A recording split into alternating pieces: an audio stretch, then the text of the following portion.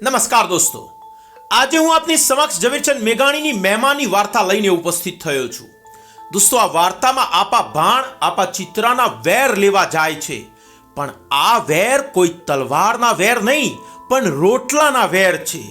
પણ આપા ચિત્રાની મહેમાન નવાજી એવી તે રૂઆબદાર હોય છે કે આપા ભાણ માથે ઉલટું વેર બંધાય છે.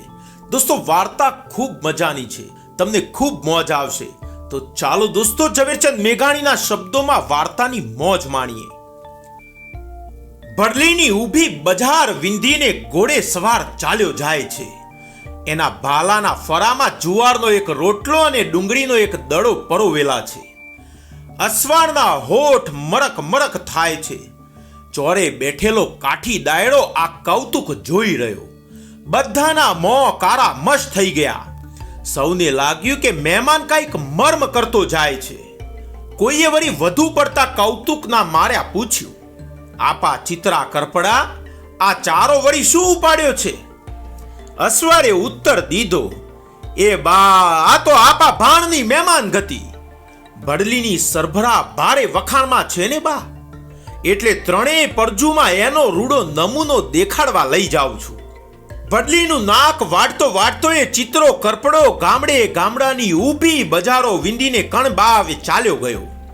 કોણ જાણે કોની ભૂલ થઈ ગઈ કે કોઈ દિવસ નહીં ને આજ જ ભડલીના દરબાર ભાણ ખાચરના ગઢમાં ચિત્રા કરપડાનું ભાણું ન સચવાણું.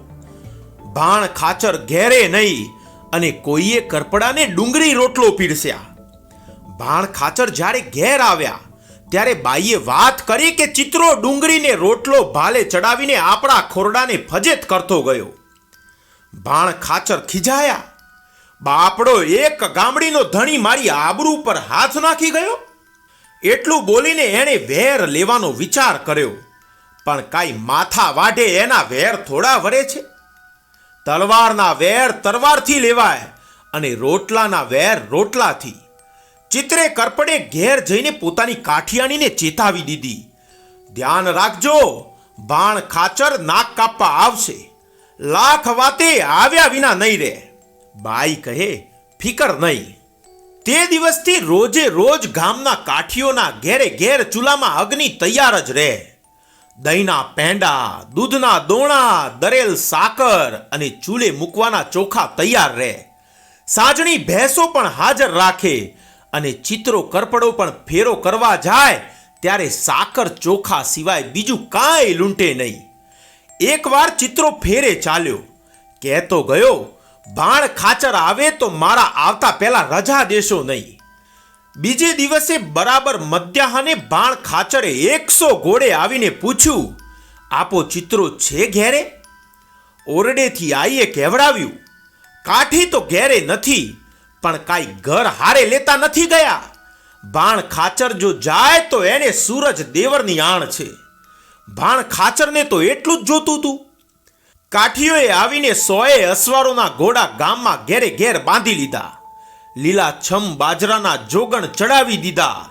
કસુંબો વટાવા લાગ્યો અને બીજી બાજુ ગામના કાઠીઓના ઘેરે ઘેર સરકતા ચૂલા ઉપર ચોખા અને લીલું શાક ચડી ગયા. અહીં જ્યાં અમલની અંજલિઓ આપાના સમ મારું લોહી વગેરે સોગંદ આપી આપીને પીવરાવી દીધી, ત્યાં તો ખવાસ બોલાવવા આવ્યો છાશ પીવા. દરબાર ગઢની લાંબી ધોરેલી અને ચાકરા તોરણથી શણગારેલી ફૂલ જેવી પરસારની અંદર રેશમી રજાઈઓ ઉપર 50 ભૂખ્યા કાઠીની પંગત સામ સામે બેસી ગઈ. તાસરીમાં ચોખા, સાકર અને દૂધ પીરસાણા. પડખે ઘઉંની ગિયારી રોટલીઓ મુકાણી. તાણ કરી કરીને મહેમાનોને ગરા સુધી જમાડ્યા. પછી સીસમના ઢોલિયામાં પોઢણ, રોંડે આંગળી જેવી જાડી ધાર થાય તેવા કસુંબા અને રાતે પાછી દૂધ સાકરને ચોખા ઉપર ઝાપટ. અને એક દિવસ વીતે મહેમાન કહે, હવે શીખ લેશું? આઈ કહે, બાપ જો જાવ તો કાઠીનો અમને ઠપકો મળે.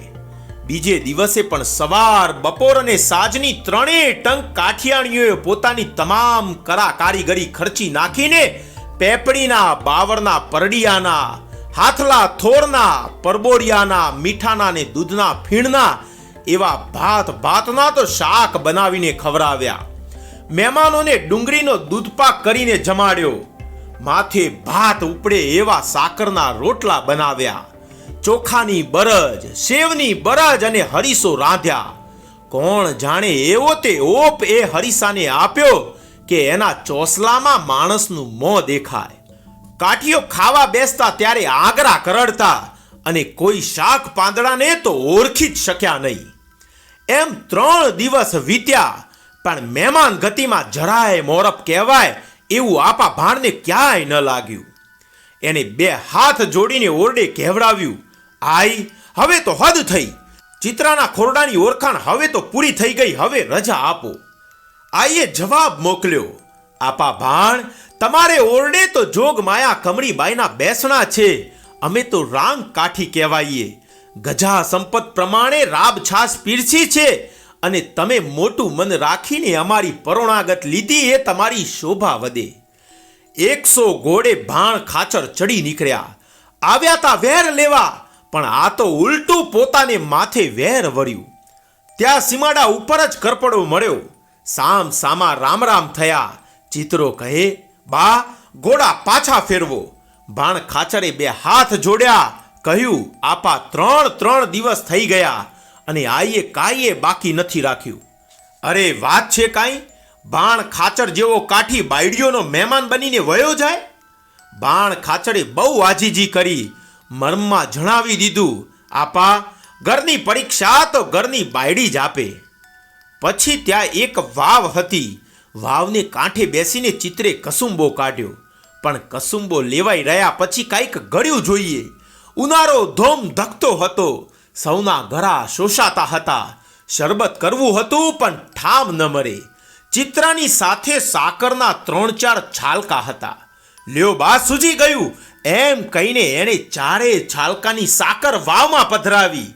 ડાયરો કહે, અરે આપા, હા હા. એમાં હા હા શું? ભાણ ખાચર જેવો મહેમાન ક્યાંથી? આખી વાવમાં શરબત થઈ ગયું. સૌએ પીધું, રામ રામ કરીને ચાલી નીકળ્યા. ચાલતા ચાલતા ભાણ ખાચર બોલ્યા, બા, ચિત્રો રોટલા વિંધે એ પરમાણ. બોલો દોસ્તો, કેવી લાગી વાર્તા? મજા આવી ને? છે ને મહેમાન ગતિની અદ્ભુત વાર્તા. દોસ્તો, જો વિડીયો આપને પસંદ આવ્યો હોય તો પ્લીઝ વિડીયોને લાઈક કરજો અને તમારા દોસ્તો સુધી એને શેર કરજો. અને હા દોસ્તો, ચેનલને સબસ્ક્રાઇબ કરવાનું ચૂકતા નહીં. દોસ્તો, ફરી મળીશું આવી જ એક નવી વાર્તા સાથે. ત્યાં સુધી રજા આપો. ધન્યવાદ.